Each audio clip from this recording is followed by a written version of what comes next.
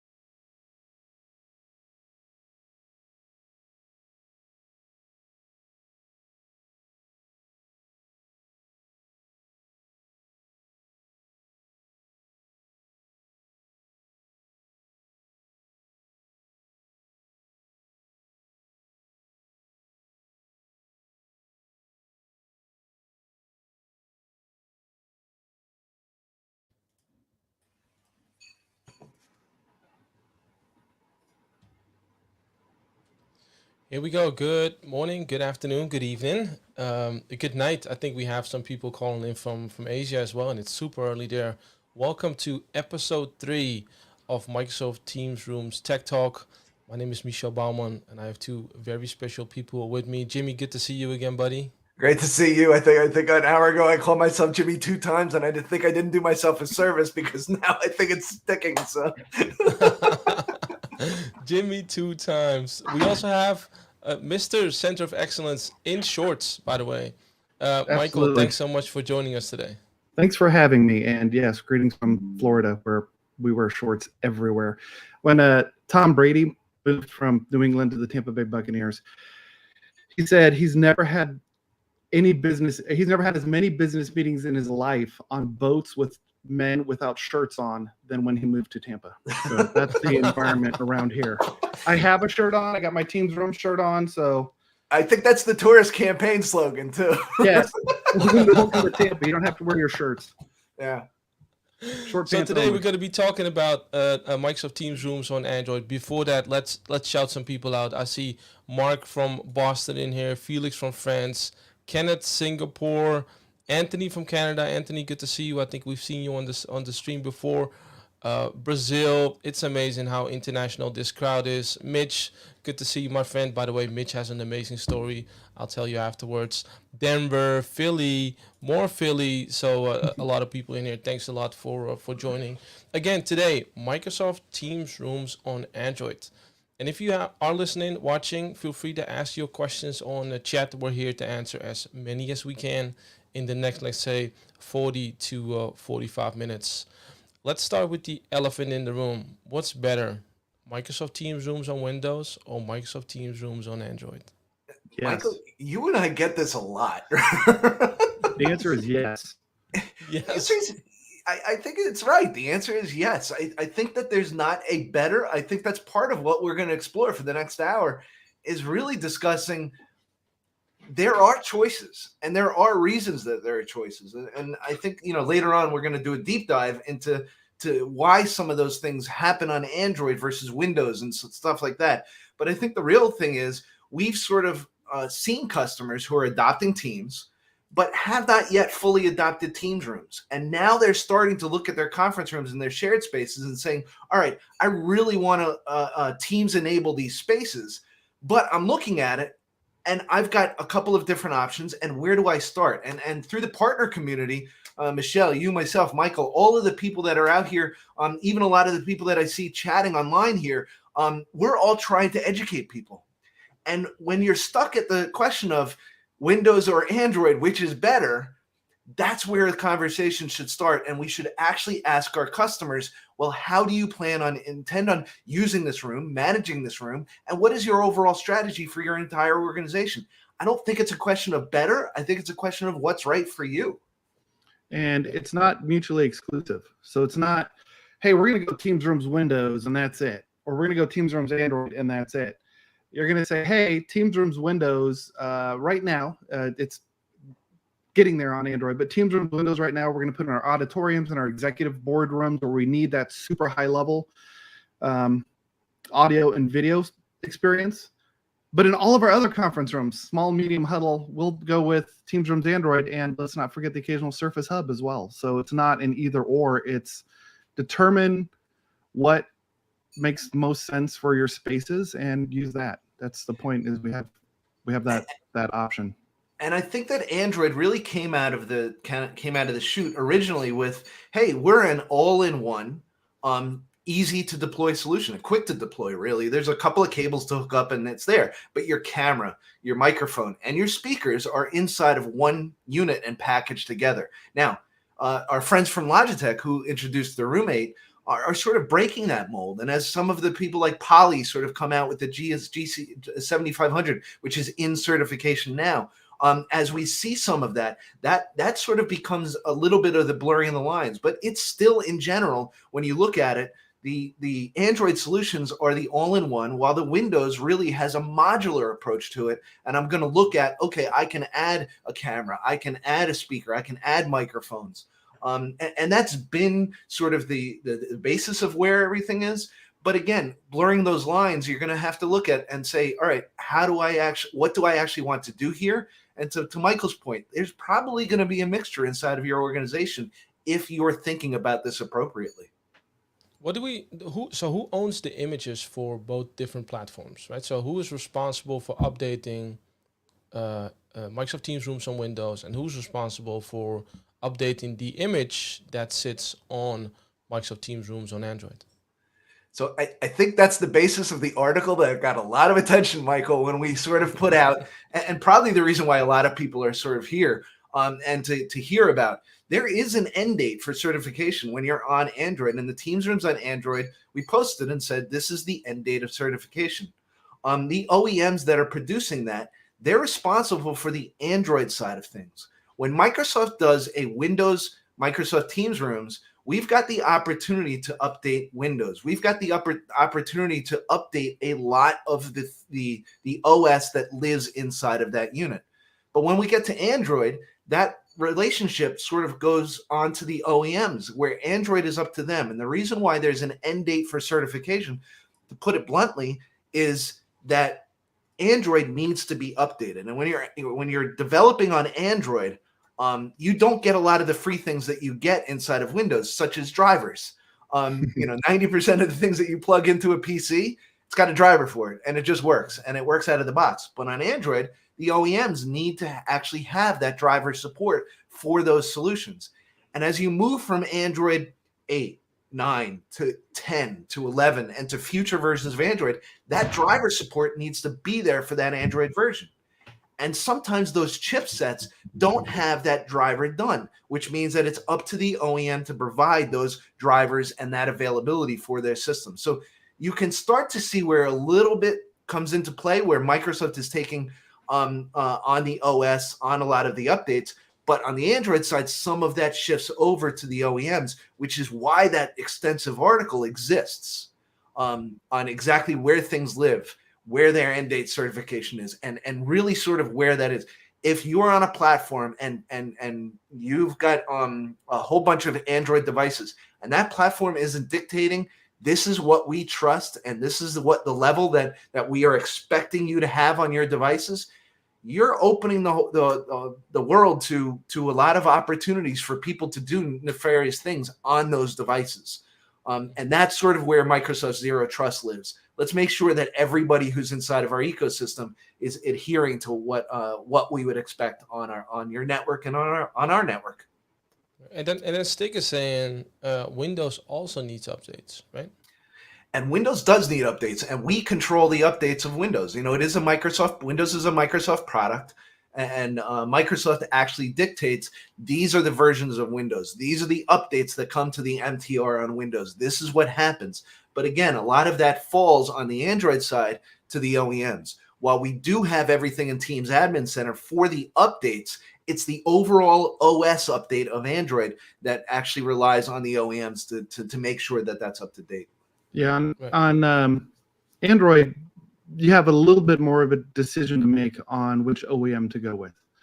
So on the Windows side, they all run an Intel PC that runs Windows 10, and that's done.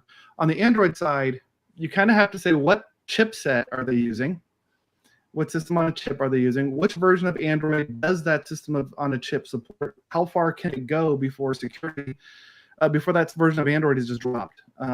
Windows, just I think all but one feature works on every Teams rooms back to SRS v2, so back to the Surface Hub days. I think we've only said in docs that intelligent camera isn't supported. Intelligent speaker isn't supported on the dock-based systems. Everything else works, and I think foreseeably that will be the case. On Android, though, because it's got less CPU, because it's less expensive. You do have to make a little more, instead of just saying, hey, I like this vendor, let's just buy theirs.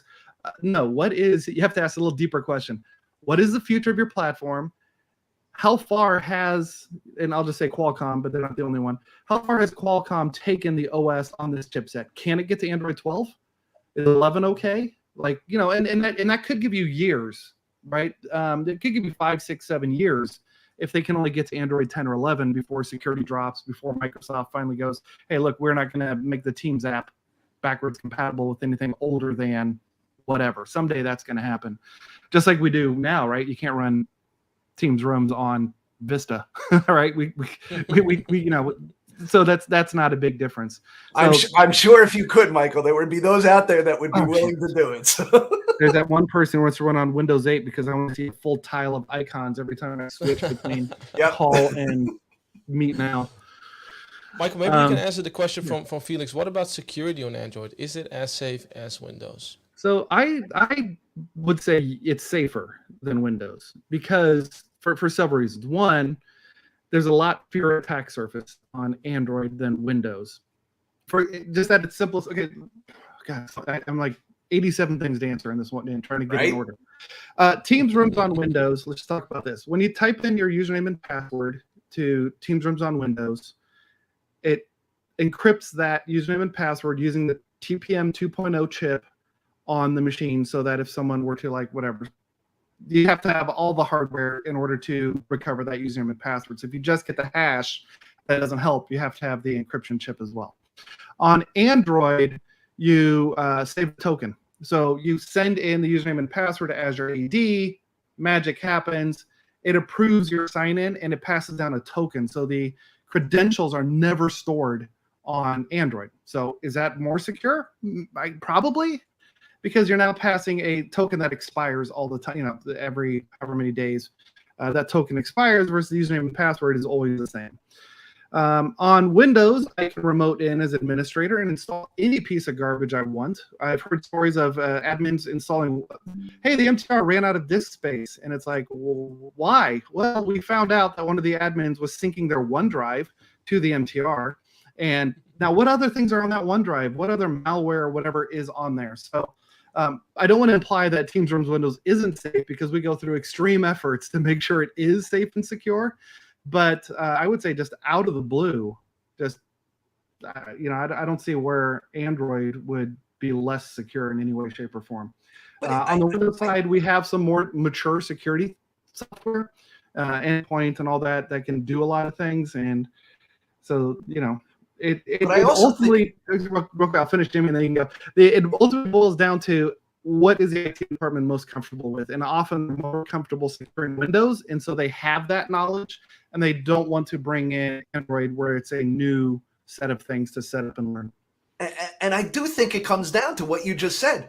Administrators, how secure are you looking at all your devices and making sure that they're safe and security is there? If you're not having that conversation with your IT team, IT security team, and making sure that regardless if it's Android or Windows, that you're locking these things down appropriately, that's where the ability for something nefarious to happen really comes into play.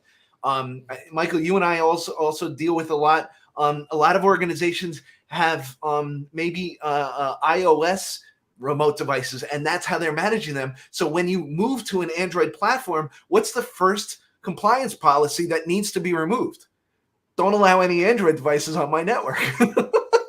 So, you are going into a security where there's a whole bunch of different places that you can look at things.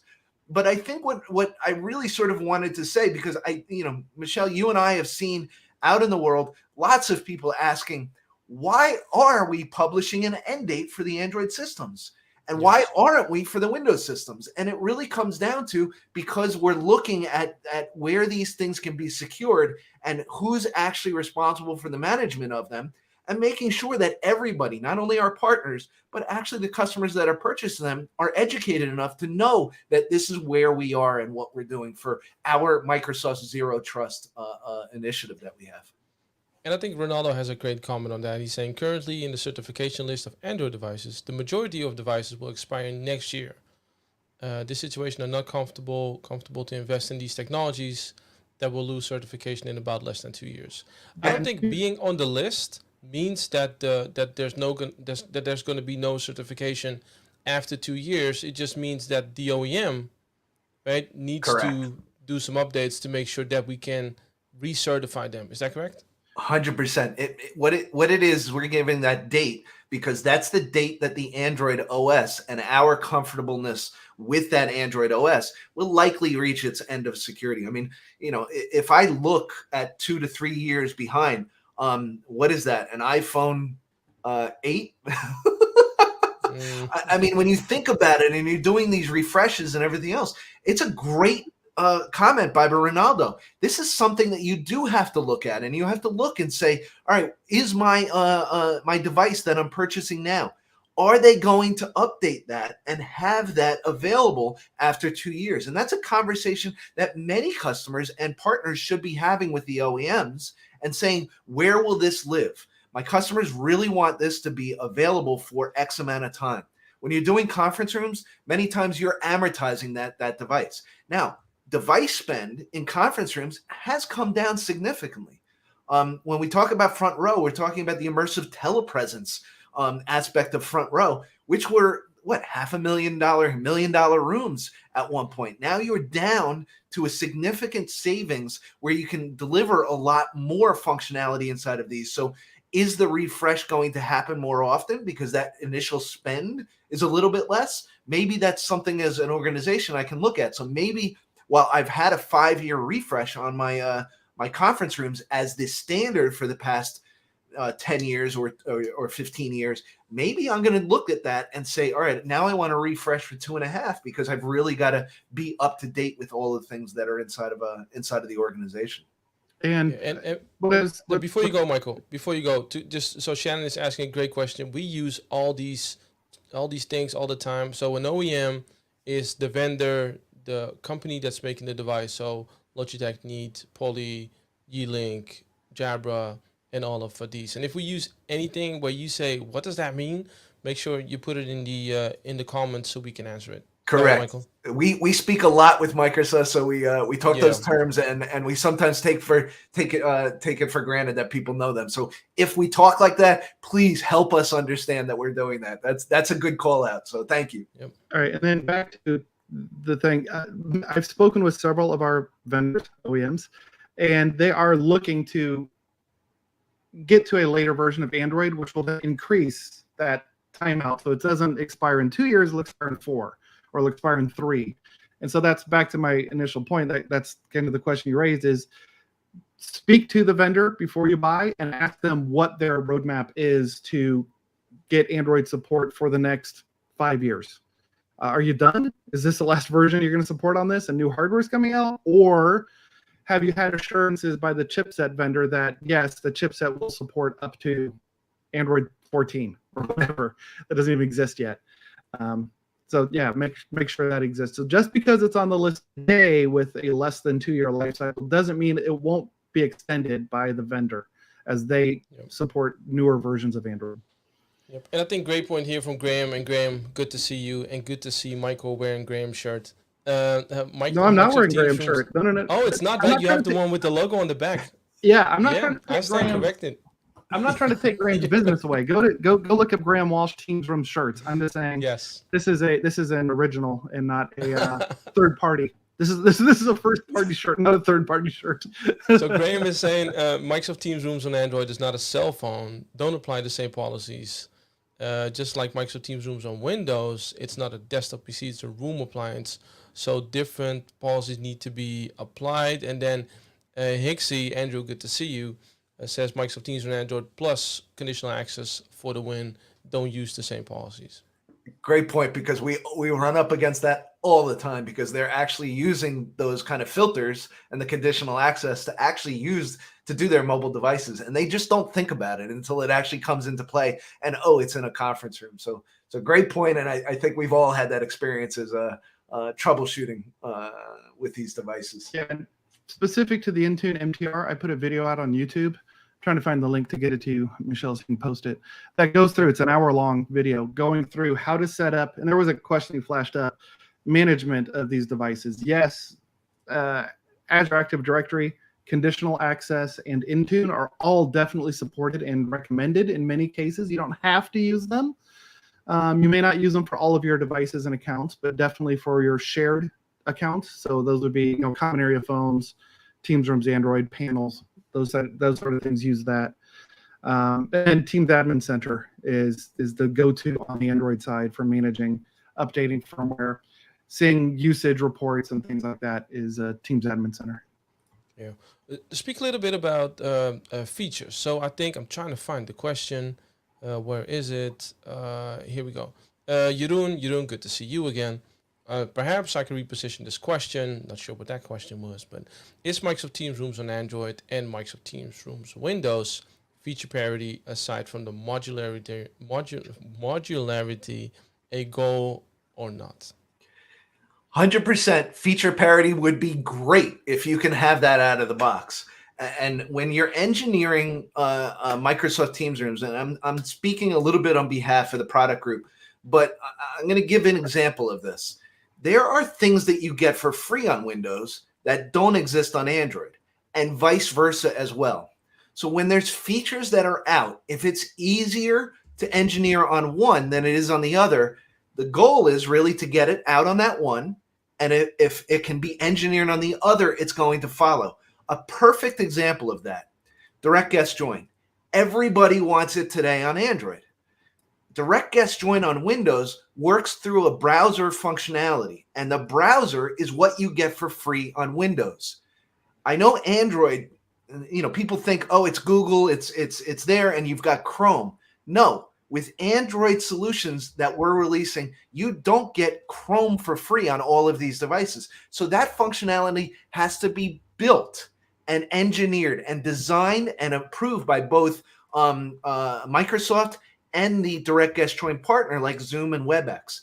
And that's where some of those delays happen and some of those things are there. So feature parity, we've got that list that's up on the doc site that says this is what's on Windows, this is what's on Android, this is coming to Windows, this is coming to Android, and there's that large data set. And one of the things that I always hate about those charts is the one thing that somebody asks about is not on the chart. And that chart gets very, very long. So yes, there is a goal to have feature parity between both devices, but when we can and when we can't, we're putting it out there so that people understand this is where we live. It's coming soon. It's available now, and so on. So you've got that list on the screen there, and it is, like I said, it's a long list, and it's there. And that sometimes there's questions about things, but this is where we go to make sure that parity exists. And also things come first to Android sometimes. So the check-in feature, so being able to hit check-in on the Teams panel as you walk into a room, that's out on Android today. It's not on Windows yet. So don't think that, Windows always gets all the cool stuff first, then Android comes out 3 or 6 months later. That's not always the case. I'd love to do check-in on Teams Rooms Windows right now, but it's not there yet. So You want to show that, Michael? Is there something you could show? the check-in? Yeah. Nope. Because for 2 reasons. One, I don't have my Logitech system hooked into OBS, and 2, I don't want to do what Jimmy's about to do, which is hold up a panel to the TV. So I was looking to see if I had I'm a looking meeting at on mine my now. panel that I could do the check-in for, but I don't. So. Yeah, I don't have a meeting set up there. Yeah. And I haven't tried it on my Yell-Link, which I do have if I need to do a demo. I haven't. Oh, where's my Yell-Link panel? And Maybe I can. Hang on. Y'all see what happens when you ask Michael a question, and it starts with no, and then his brain starts working. He's like, maybe I can, and now he's gonna figure it out, and you'll see the demo in a bit. demo's on the fly, right? Yeah. I'll have to wait 5 minutes because the meeting is in 5 minutes, and I can't check in early apparently if I have check-in set up on here. So I don't know. Okay. We'll see. Okay. We'll see in 5 minutes if check-in works. We had another one on features. Where is it? It has something to do with front row. I think the question that leads to the question that we have Is was front row coming to Android? Yeah, exactly. Yes. Yes. Next question. It has been, When? it has I don't been know. updated. Next question. Oh yeah, here it is. So Shannon is saying, I found Android limited when trying to use front row at our experience center. So we needed all related document. Can you explain?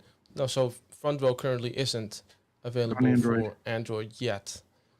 So that explains why that didn't work. But for me, it was interesting to see that stuff like knock knock or check in was actually available, first made available on MTR on Android. I think that's a very And good it's sign. we bring up front row on Android. Is it coming to Android? Yes. But it was funny because one of the things that the product group had actually dabbled on is, does the Android system actually have the horsepower to run front row? Because as we look at front row and we look at the content, the gallery, and even the dynamic loop components on either side, does it have the horsepower to change those dynamic elements of loop on the side and everything else? And it was something that, again, before it was said yes, it had to be tested on the chipsets that were in Android to make sure that they could run all of the graphics that were needed for all of this different elements that are at the front of the room. So, while we say yes now, it wasn't a given yes that was, this is coming. It was something that was, okay, we can do this, and here's how we do this and how we engineer it. Right. And I'm loving what's going on in the chat, by the way. I see a bunch of people not only asking, but also answering questions. So thanks to everybody out there for doing that. Graham, thanks so much for answering all these questions. Marin, thanks for posting the link to. I even see Charles from Poly was on here giving some of their side about the Android and their commitment to updating their devices and making sure that everyone on here understood. Correct. It's not necessarily a hardware refresh. It's sometimes just a firmware update approach, and that's why you speak to these manufacturers and make sure that you understand where their strategy is going forward. And leading to that, Nate says, can Android updates happen remotely / automatically, or will customers have to buy a new Android device to update the OS? So, yes, they can update automatically. Using Teams Admin Center, you can push out. Think of it just like your mobile device. Now, not every vendor has the same approach, but essentially think of it like your mobile device. There's a version of Android, and by the way, it's the Android open source platform version. It is not Google Android. It is the Android that Google uses to put on my phone, or that Samsung uses to put on your phone. No Flappy Bird? No Flappy Birds on Microsoft Teams Android devices. I'm sorry. Okay. It's just not going to happen. Thanks. So you take that Android version. Then on top of that are apps, regular APK files, just like when you download Flappy Birds on your mobile device. It's an APK file. So nothing is special here. This isn't some special weird Android. It gets special in that there is no Play Store. The only Play Store is Teams Admin Center, and Teams Admin Center can only update the apps that get shipped on the device. You can't just download a new one. On Teams Rooms Android, and really all our Teams Android devices, there's 4 apps that ship with it. One is Admin Agent. That is what lets the device talk to Teams Admin Center. One is the Teams app, which is the thing that actually does the team stuff, make phone calls, join meetings, send chats, whatever. There is Company Portal. I'm being careful how I'm picking my finger here to not be rude. Company Portal is Intune. So Intune is how you sign in. And we have a disclaimer below. So we're good, Michael. You can do anything you want. And 4 is the OEM app. So the original equipment manufacturer, the vendor, their app, because all the vendors have value-added services that let you monitor and manage their devices outside of Teams Admin Center using their tools. So any of those 4 apps can be updated on the fly. Generally, it's the Teams app that gets updated just on the fly, just like Flappy Bird gets updated whenever there's a new version of the game. It just updates in the background. You don't need a full new version of Android to get a full new version of Flappy Bird. Now, on occasion, there are full new versions of Android, sometimes up to version 10. Sometimes it's just, hey, there's a security thing. Sometimes they have to push new drivers. Just like on my Android phone, once a month, I get a security update from Google pushed to me and says, hey, here's security updates. And then they sometimes add new features, new drivers, whatever. So the story's the same. It's just really locked down because this is secure. So there is no Google Store. There's no Play Store. There's no Android Marketplace, whatever they call it. There's not even a Microsoft Store. It's Android and 4 apps. And then the updates happen via Teams Admin Center is our preferred method, though. There are other ways you could update these. And then some vendors are like, no, whenever there's a new Teams app, we're pushing a whole new firmware so we can keep things in step. But that's a discussion between you and the vendors and decide which model you would like to go with. And Ronaldo brings up a great point. Yes. And I saw it in the chat before you put it up, Michelle. But this is great. And this is something that we should talk about as well. Yes, many of the manufacturers will have new firmware for their devices, but in the admin center is what is Microsoft certified. What does that mean? That means that both the manufacturer and Microsoft have gone through a testing process and have tested this version, and this is what's out and available. Many times, manufacturers will actually release their version of firmware to say, hey, we can address this and we can address that. But if you are staying Microsoft certified, you are staying with what's in the admin center. And that may lag behind what the manufacturer has available. But remember, when the manufacturer is out and putting it out, it's probably still in the testing phase at Microsoft, and we haven't fully certified it yet. So to keep yourself happy and keep everything on track, make sure it comes from Admin Center. That's not to be said that, you can't have a lab where you're testing at the same time that Microsoft is, but on an overall enterprise level where your entire organization relies on these Teams devices, make sure you're using what's in the Admin Center to push out. Yep, and it's very likely that whatever he said, 3.11 will come to Teams Admin Center, or maybe 3.12, a later, a newer version will come. So and then there's also a little confusion between automatic updates and manual updates. Should we get into that, or should we just move on? No, Let's get into that. I wanted to ask you that because all right. I was paying attention to the boot camp last week, Michael, when you spoke about updates and then manual, automatic, N-1. Maybe you can explain it better. All right. So you know what? I'm just going to share my screen here, and just say when. Let's see. Am I sharing the wrong screen? I'm sharing the wrong screen now. Hold on. Let's just flip video. Let's just flip these around. There we go. Sure. Yep. Now you're seeing what? Now you're seeing Teams Admin Center, right? Yes. Yep. So if I go to, I'm trying to remember what I actually want to show. Not the display. You want to show firmware update. Non-urgent. So I've got this right here within Teams Admin Center. And hang on. I'm not fully in presentation mode. I have to switch mice. Now I'm in presentation mode. Let's see. Mouse, wake up. Here we go. All right. So we look down here. Here are my team's Android devices, and down here I can see one says non-urgent. So this almost always means there's an update for, in this case, my team's phone. So I click on non-urgent, and it says a newer version of Teams app is now available. So this is exactly what I was talking about. It's not a full firmware. It's just the app is available. So anyway, let's just click on it and get to the updates section. So we're in the update section. I can just tick on this and go. But you'll see there's two choices. There's firmware auto update right up here and manual update down here. And manual update even has a schedule. So doesn't this kind of make it auto update? Right? So I'm scheduling these to go in the future sometime. This is a little confusing. So what ends up happening is this. If you set up auto update, and first off, okay, so pause. We get asked a lot, can you downgrade via Teams Admin Center? Right? So, hey, we're on version 4. We don't like it for whatever reason. We want to go back to 3.5. No, you can't. And if you properly set up your updates, you shouldn't have to ever downgrade. Because if you run into something, it shouldn't end up being in the entire estate of all your devices. It should only be to your IT people or your early adopters. So how can you set up like early rings? Well, leverage this, defer by 90 days. So when version 4 gets released, it's going to be 3 months until you push it out to, say, your important people.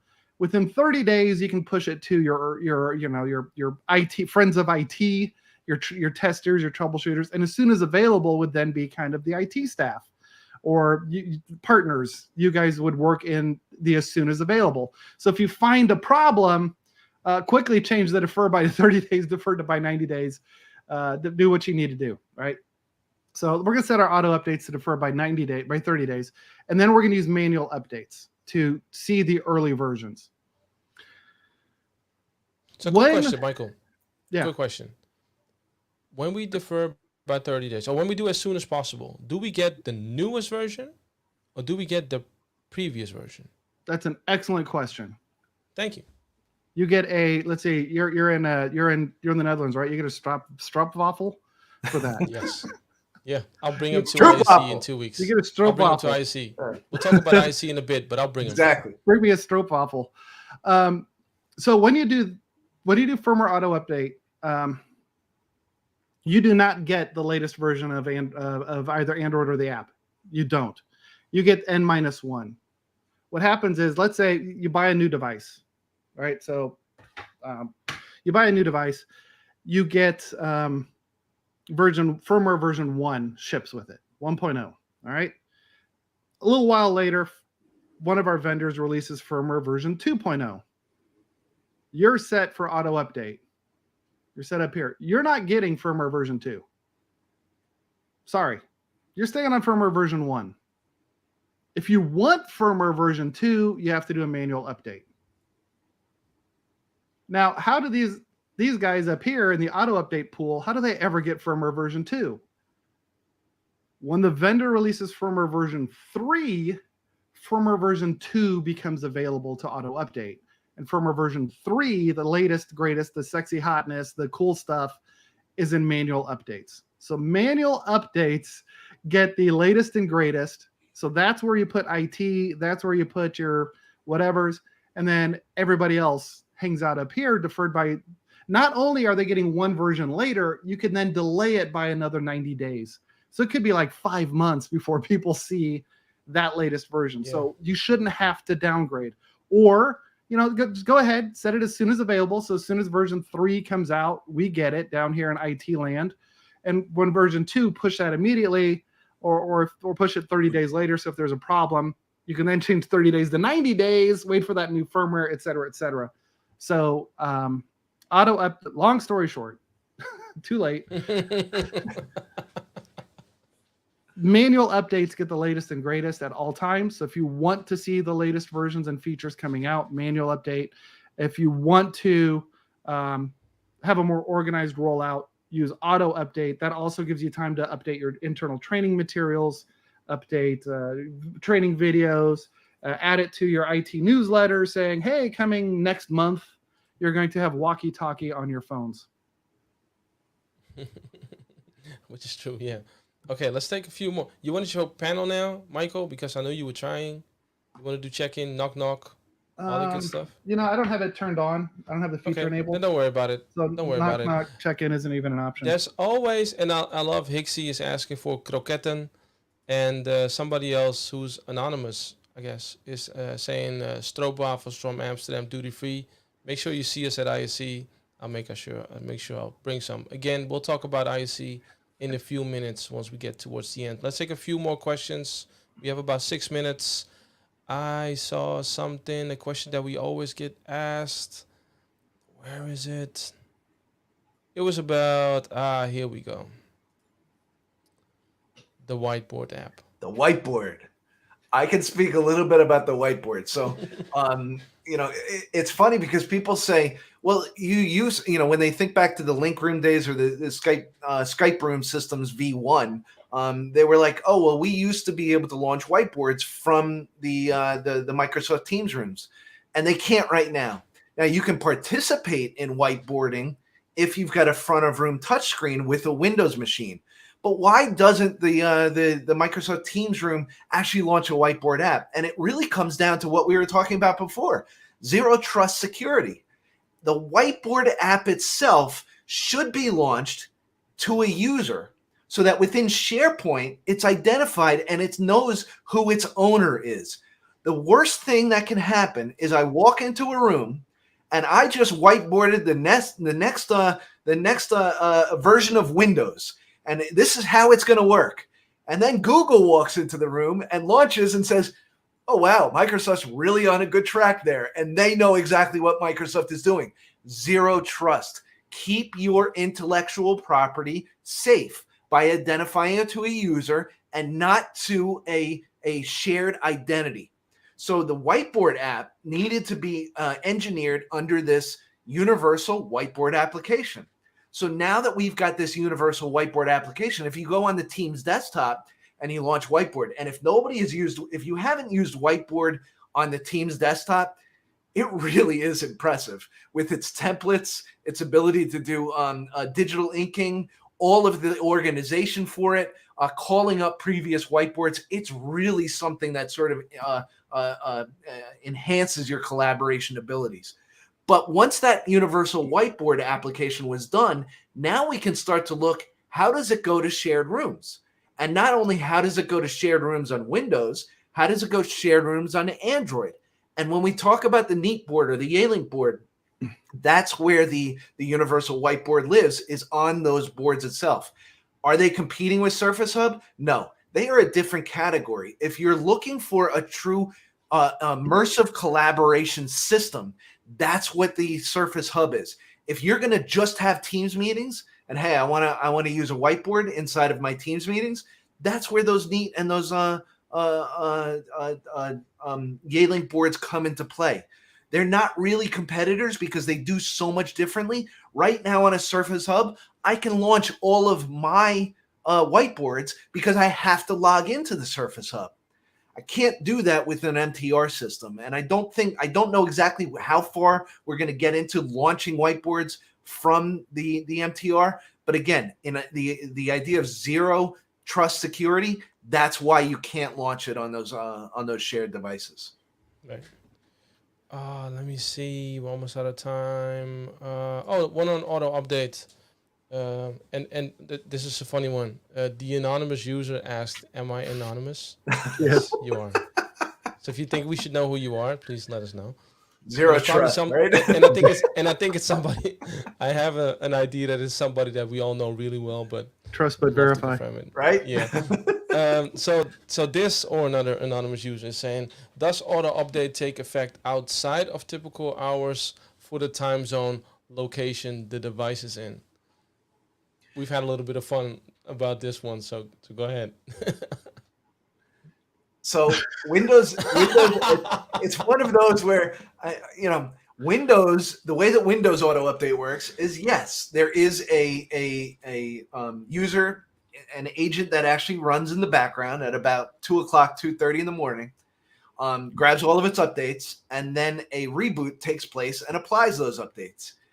That's in the morning. I don't know anybody who's really having meetings at 2:00 or 3:00 in the morning. So I think it's safe to say that It's not going to happen during your normal office hours. But if you are working at 2 o'clock to 3 o'clock in the morning, you may see something happen depending on how that update actually goes through and how you're working. It shouldn't interrupt your call, but there may be something that happens. But with the Windows side, look at it for that 2 o'clock to 3 o'clock update. Michael, on the Android side, I don't think we have an agent that runs. I haven't gotten an update on this. I haven't asked in a year on how that works.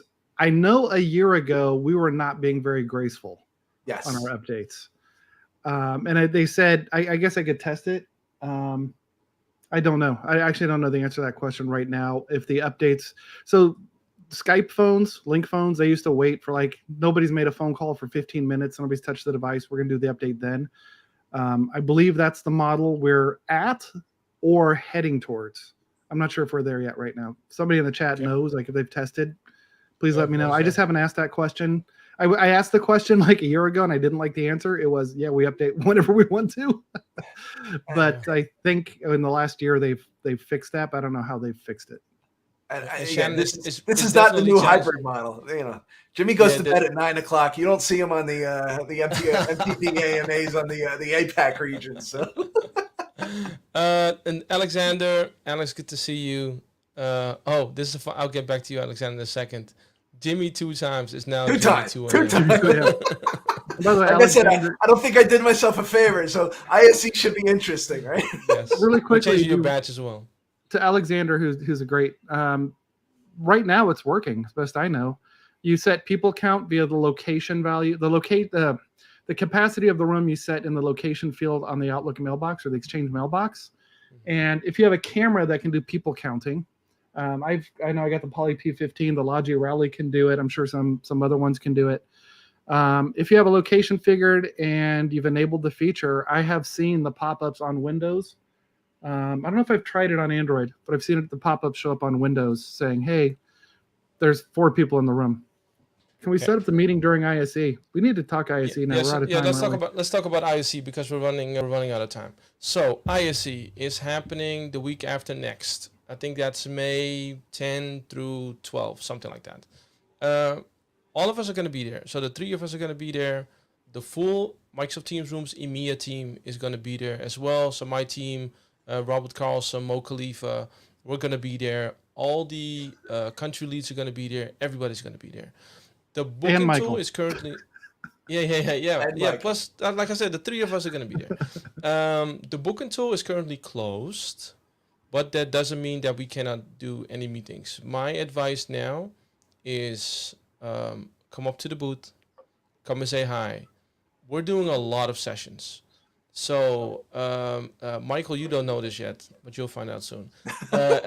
So we have scheduled a couple of things. One, we're looking to do live hybrid Q&As. So we'll be streaming from the event onto LinkedIn as well. So if you cannot make it to Barcelona, we're going to try, depending on the bandwidth that we get, to do hybrid Q&As with some of our VPs of engineering. That's one thing that we're going to try. People that want to see the basic stuff, we're going to do basic sessions. There are going to be a lot of panel discussions. And all of the schedule we're going to post in the upcoming days on our LinkedIn profiles. And then once you get to ISE, please make it up to our booth. And I should have prepared this better. Let me find the booth number. While you're looking for that, go ahead. Are you going to look for the booth number? Because I can tap dance while you're doing it. Oh, okay, go ahead. He's looking for the booth number. I will be there most mornings. I think the first 2 shifts, I'll be at the booth. Jimmy will be at the booth. A few of the things. We're going to see if we can record a Microsoft Teams Devices AMA from that event. And yeah, just walk up to the booth. You don't need a meeting. You don't have to have a schedule. As best I understand this, Michelle, if it's like ISE in Amsterdam a few years ago, just walk up. We're gonna have devices, and we're gonna have rooms. Like there's gonna be a front row room. There's gonna be a huddle space, and with all our devices showing off. So there's some really cool stuff at the booth. So I'm prepared. Yeah, I don't know. A lot of fun. And the booth number is 2H650. Now, this is the first time it's in Barcelona. I have been to 17 years in Amsterdam. I don't know what to expect in Barcelona, so I'm excited. I also have a 6-hour layover in Lisbon. Michael, I think you're actually taking a train. No, dude. Okay, so apparently, if somebody can jump on real quick, taking a train from Barcelona to Lisbon is basically not an option. And I love Europe because of the train system. But all I've been able to see is it's a 10-hour train ride from Madrid to Lisbon. It's 500 kilometers, which means it's going at 50 kilometers an hour. It's a 10-hour train. I'm not taking a 10-hour, 50-kilometer-an-hour train ride from Madrid to Lisbon. So then I'm like, sit with me in Lisbon Airport. So then I thought, like, I'll rent a car. All right. Sixt had a car rental, like $80 a day. Perfect. I only need it. I'm going to drive from Barcelona to Madrid, spend the night, go from Madrid to Lisbon. They're like, yeah, it's $60 a day. You owe us $1,300. I'm like, what? There's like an $850 destination charge because I'm taking it from one country to another. Across the country. It costs them $850 to get it back to Barcelona or back to Spain. So that doesn't work. So I'm flying, which is so not what I wanted to do. I wanted to drive along the Spanish coast, see Madrid, or I wanted to ride on a train, see the Spanish countryside, and none of it. That's an option. That's an option. And we really need to wrap this one up. But Adina is saying you can take the AVE train from Madrid. I need to look that up. Really, Adina M, really thank you. I'd love to cancel my flight because I really want to see the Spanish countryside. I've been to Barcelona once, but I've never been to the rest of Spain, so I really want to see it. So, I'm taking Air Portugal for the first time too. So that's a first. I've never been to Portugal either. So yeah. and I can't do a sneak peek of the boot layout because that would mean that I won't make it to. It's all marked confidential. So yeah, for now. So thanks so much, Michael. Thank you for doing this. We always love to have you on. Let's do more of these. Jimmy, was great to see 2 times Jimmy, or Jimmy 2 times, or Jimmy 2 a.m. It was great to be here, and thanks so much everybody for watching. Thanks for being super active on chat. We love the interaction. We love all the questions. So thanks. Keep an eye on the LinkedIn profiles. We're going to be posting the schedule to all the live streams at ISC, and then we'll do a debrief ISC session as well. So thanks everybody at ISC. And see you at ISC. Thank you. Bye.